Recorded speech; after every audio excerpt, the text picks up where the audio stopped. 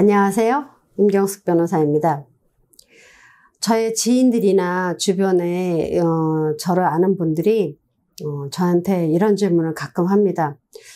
이혼소송 많이 하니까 잘 알 텐데 우리나라 이혼 사유의 제1번이 뭐야? 어떤 이유로 이혼을 제일 많이 해? 우리나라 이혼 소송이, 그러니까 이혼율이 굉장히 높아졌다는데 주로 뭐 때문에 이혼해? 이런 질문을 하세요. 그래서 어느 날 그 질문을 받고서 그래?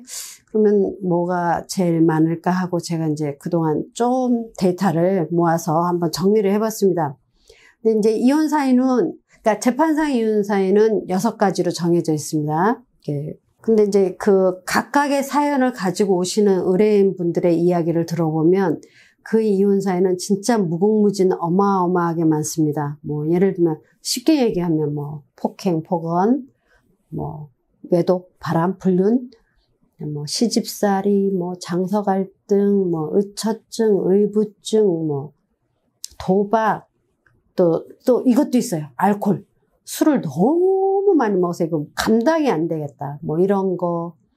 그다음에 저것도 있었습니다. 도벽도 있었어요. 도벽도 있었고, 그다음에 저것도 있었어요. 정신병. 의처증, 의부증하고 좀 다릅니다. 그거하고 또 다르게 어떤 정서적으로 이렇게 조금 불안한. 그러니까 요즘은 우울증은 뭐 아무것도 아니라고 하는데, 이제 우울증이 좀 심해서 좀 이렇게 굉장히 정신적으로 힘들어하시는 케이스. 아이고 뭐 말로 말씀. 또 가장 무난하게 얘기하는 게 성격 차이. 성격 차이 굉장히 많이들 얘기를 하십니다. 어떻게 뭐 끌어다 댈 거 없으면 성격 차이라고 얘기를 하시죠. 이런 등등등. 그 케이스 하나하나 나열하면 막 수천 가지, 수만 가지가 나올 겁니다. 이혼 사유가. 근데 이제 그걸 이제 굵직하게 나눠서 뭐 6가지, 뭐 대충 이렇게 나오고, 그 안에 안 들어오는 거는 그냥 합의 이혼으로 하고, 이제 재판상 이혼으로 들어오는 거는 재판상 이혼, 그 범위 안에 들어오는 거는 재판상 이혼으로 해결을 합니다. 근데 이제 제가, 이제 보통 합의 이혼 하시는 분들은 이제 각자 본인들이 하시니까 그 구구절절한 서양까지는 제가 따로 얘기를 안 드리고, 이혼 소송까지 하시는 분들 중에 가장 단연코 으뜸인 사연은 불륜입니다.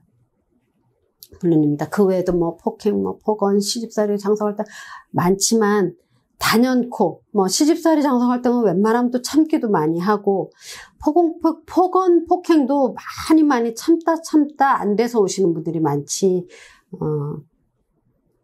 단연코 1등으로 할 수 있는 거는 불륜인데, 이 불륜의 경우는 어떻게 되시냐면, 이제 요즘 이제 보통 남편들이 바람을 많이 피는데 요즘 부인들도 바람을 많이 핍니다. 요즘 부인들 바람 피는 케이스로 이혼하시는 분들도 굉장히 많은데, 그 한쪽 배우자가 바람을 피고 불륜을 저지르면 그냥 단순히 그냥 지나가는 바람 이거 아닙니다. 그냥 잠깐 뭐 이렇게 한눈 팔고 이거 말고 그야말로 상간 내지는 간통이라고 해서 상간 수준. 불륜인 경우에는 이 남은 배우자가 느끼는 그 분노, 배신감, 어떤 뭐 우울증, 좌절감, 열패감, 이루 말할 수가 없습니다. 그거는 어떻게 회복이 불가능합니다. 그냥 멀쩡한 사람도 갑자기 자아존중감이 탁 바닥으로 떨어져서 그 트라우마는 어마어마합니다. 왜냐하면 보세요. 같이 생각 좀 해볼게요. 내가 가장 사랑하는 남편이 다른 여자하고 간통을 했어요. 그러면 이 남편이 나를 사랑하지 않는다는 거에 대한 어떤 분노, 배신감 또한 있고, 그러한 남편을 내가 사랑하고 있다는 거에 대한 어떤 그 열패감, 우울감, 좌절감, 이게 어마무시합니다. 그 어떤 분노 게이지가 어마어마합니다. 그래서 어느 날은 이제 남편이 이제 보통은 불륜을 들키고 나면 2가지? 뭐 3가지 정도로 나눠집니다. 하나는 잘못했다. 다시는 안 그러겠다. 싹싹싹싹 빌면서 뭐 온갖 각서를 써주고 다시 바람 피면 뭐 온 재산을 너한테 다 줄게 해가면서 싹싹 비는 타입. 무조건 잘못했다. 용서해달라. 나 버리지 말아달라. 내가 잠시 헷갈렸겠다. 미안하다. 막 이러면서 싹싹 비는 타입이 있고, 또 두 번째 타입은 이제 배째라 뭐 어쩔 건데 나 그 여자 사랑해. 난 이혼하자. 오히려 더 큰 소리 치는 거예요. 이혼하자.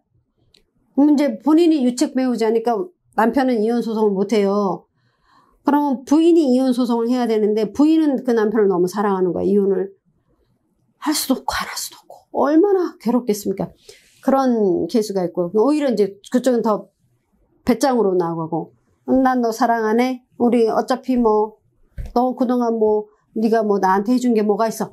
오히려 적반하장식으로 그렇게 하는 경우 있고, 이제 가운데는 이것도 아니고 저것도 아니고 미적지근하게 하는 게 더 성질 나는 겁니다. 이게 뭐냐면 잘못했다고 와서 싹싹 비는 것도 아니고, 그렇다고 그 여자하고 딱 붙어서 배째라 뭐 이혼해자 막 이러는 것도 아니고, 중간에서 어정쩡하게 용서를 빌지도 않고 안 빌지도 않고 애매하게, 정말 성질나고 열통납니다. 와서 막 싹싹 빌고 무릎 꿇고 빌고 막 싹싹 빌어도 시원찮은데, 이런 거는 이제 상간자 소송 때 이런 게 많이 나타나요. 세 번째 유형은, 요거는 다음에 상간자 소송 때 그때 또 따로 말씀드릴게요. 이런 케이스가 너무 많아서 오늘 다 말씀드려요. 그래서 이제 오늘은 그 불륜으로 인해서 이혼 소송으로 가는 이 두 가지 그 경우를 좀 나눠서 보겠습니다. 남편이 바람을 폈을 때, 이제 부인이 이제 칼자루를 쥐고 있을 때 과연 관계가 회복이 될까? 이 부인이 남편을 용서가 될까 하는 거 하고, 반대로 입장 바꿔놓고 생각해서 부인이 바람을 폈는데 부인이 잘못했다가 싹싹 빌었을 때 남편이 과연 부인을 용서하고 이혼을 안 하고 다시 살 수 있을까? 요거를 한번 말씀을 드려볼게요. 이제 그냥 둘이 이혼에 합의해서 이혼하는 건 빼고, 오늘의 제가 이야기 나눠보고 싶은 거는, 한쪽이 불륜을 했을 때 이혼을 하지 않고 과연 관계가 회복이 될까? 그 확률이 얼마나 될까? 그걸 한번 나눠보겠습니다. 남편이 바람을 피고 불륜을 그냥 지나가는 바람 말고 그야말로 불륜을 저지르고 와서 부인한테 싹싹싹 빌고 다시는 안 그러겠다, 용서를 빌었을 때 부인이 용서해 줄 확률과, 부인이 바람을 피고 부인이 잘못했다 용서해달라고 했을 때 남편이 용서해 줄 수 있는 확률을 비교해 봤을 때 부인이 용서해 주는 쪽이 더 많았어요. 남편들은 용서를 잘 못하시더라고요. 그대로 그냥 이혼으로 가시는 게 더 많았고요. 부인들은 그 남편으로부터 받은 배신감, 여러 가지 그 복잡한 감정에도 불구하고 많이 참아요. 애들 때문에 참고, 경제력 때문에 참고, 자신이 이혼녀가 된다는 그 꼬리표 때문에 참고, 이게 아마 옛날 어르신들의 또 학습 효과도 있는 것 같아요. 옛날 어르신들은 그 남편분들이 옛날에는 굉장히 바람들을 많이 폈잖아요. 근데 우리 엄마들, 할머니들은 그걸 다 참고 사셨잖아요. 그런 것도 영향이 있을 거라고 봅니다. 그래서 좀 참습니다.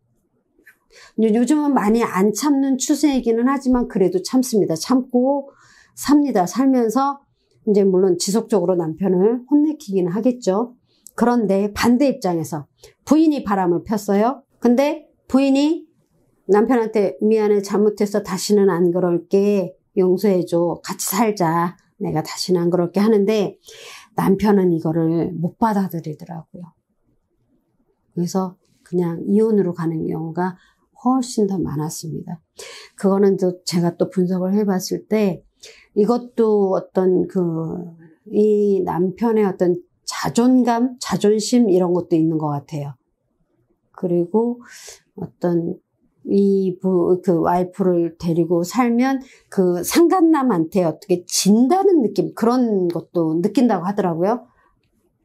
그 상간남하고 그런 것도 느끼고, 그 다음에 우리 또 유교적 가부장적에서 남성 우월주의적인 그런 사고에 젖어 있거나 거기에 아무래도 그거에 따른 익숙해져 있기 때문에 내가 뭐 이 여자 아니면 못 사나? 뭐 더 좋은 여자 만나서 살면 되지. 뭐 애들이야 뭐 내가 키우면 되지. 뭐 이런 것들. 그 다음에 보통 남자들이 경제력도 있고 하니까 용서를 잘 안 하시더라고요. 그 다음에 관점을 나눠서 또 이제 다른 관점으로 하나 더 보겠습니다. 불륜 케이스인데 보통은 남자들이 부인이 있으면서도 이렇게 살짝살짝 한눈을 좀 팝니다. 이렇게 지나가다가 이쁜 여자 있으면 다 돌아보죠. 그리고 살짝 바람을 피우고, 뭐 간통이든 상간이든 바람을 피워도 언젠가는 자기 가정을 버릴 생각으로 바람을 피지는 않아요.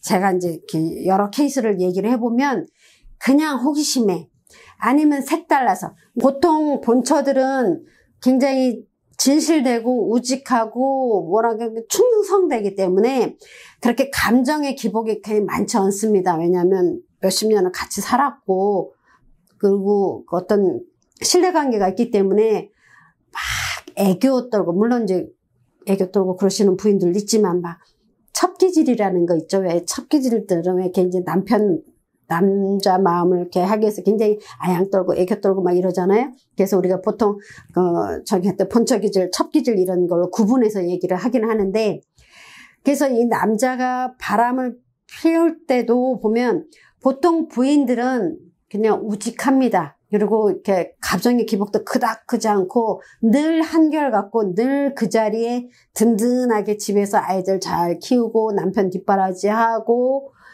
이렇게 믿음직합니다. 그야말로 믿거라 합니다. 그렇기 때문에 이렇지 않은 색다른 타입의 여자를 보면 이 남자들이 살짝 호기심이 통합니다. 거기에 더 매력을 느끼고요. 왜 우리 옛날에 동화에도 그런 게 있잖아요. 모란과 장미가 있을 때 그 본처는 약간 모란같이 은은한 향기를 풍기는 그런 우아한 자태가 있는 반면 장미는 굉장히 향기도 강하고 유혹적이고 가시도 있고 약간 자극적이잖아요. 그 장미의 그 유혹에 이렇게 끌리는 게 있잖아요. 그러니까 우리가 왜 그 어떤 권태기나 매너리즘에 빠지게 되면 그 색다른 거를 쫓는 것처럼 그렇게 살짝 바람을 피우다가 이거 아니네. 근데 그쪽으로 아주 가기보다는 그래도 다시 본처한테 돌아오는 경향이 큽니다. 제가 보기에는 한 80, 90%는 본처한테 돌아오는 것 같아요. 바람을 피다가도. 나중에 한번 제가 또 그걸 한번 연구를 해보겠습니다. 돌아옵니다. 그래서 바람을 피웠다가 들켰다. 근데 바람 필 때는 재밌게 바람을 피죠. 왜냐하면 짜릿하고 재밌고 스릴도 있잖아요. 그죠? 그래서 들키면 다시 돌아옵니다. 근데 반대로 여자분들이 바람을 폈을 때 과연 남편한테 이제 돌아오느냐 이것도 제가 분석을 해봤더니 이렇습니다. 여자분들은 웬만하면 바람을 안 피는데 진짜 남편이 싫거나 이 가정에 어떤 회의를 느끼거나 더 이상 관계 회복이 어렵다고 생각하면 바람을 핍니다. 그리고 그냥 살짝 지나가는 바람 말고 그야말로 불륜을 말합니다. 불륜까지 가는 경우에는 이 남편한테 잘 안 돌아오고 그 남자를 따라서 가는 경우가 더 많습니다. 좀 특이하죠. 그죠? 좀 확률적인 얘기입니다. 이게 뭐 공식적으로 나온 연구 논문은 아니고요. 제가 그동안 봐왔던 경험치에서 드리는 말씀입니다. 오늘은 그 이혼 사유 1위가 뭐냐고 질문이 들어와서 그거에 대해서 재밌는 토픽이다 싶어서 오늘 여러분과 함께 이야기 나눠봤습니다. 오늘 정보 유익하셨다면 구독, 좋아요, 알람 설정 부탁드리겠습니다. 지금까지 임경숙 변호사였습니다. 감사합니다.